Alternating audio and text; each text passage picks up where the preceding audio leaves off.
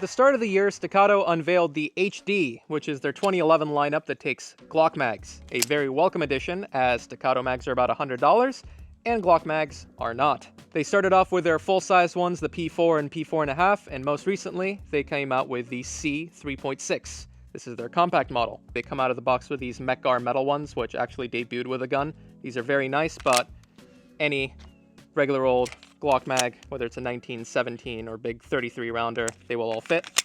The controls on the gun are completely ambidextrous, safety and slide release on both sides. Quick little addition to that is that the shelf on the slide release is so helpful. You don't have to jam your finger into the frame like a regular 1911. It's a very small change, but very much appreciated for sure.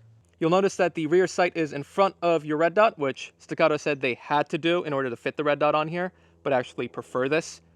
This makes it so that your rear sight can never cover up your red dot in any way, and I just feel like it appeals to the modern shooter more, prioritizing your main optic and then keeping your irons as backups.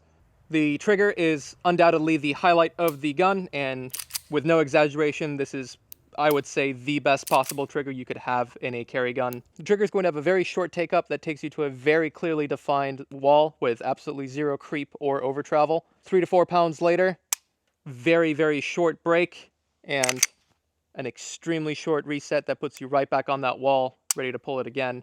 Probably the fastest trigger you can have in a concealed carry gun. Can't say enough good things about it.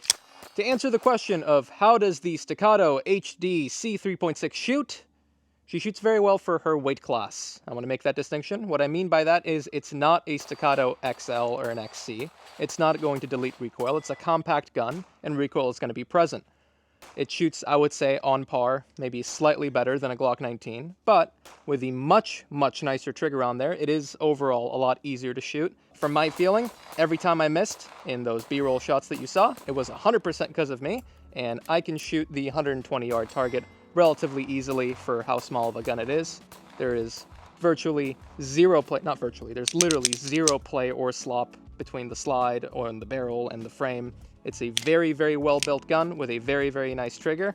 It's got a little bit of recoil, but that's to be expected. It's not magic. It's just a very, very well-built Staccato.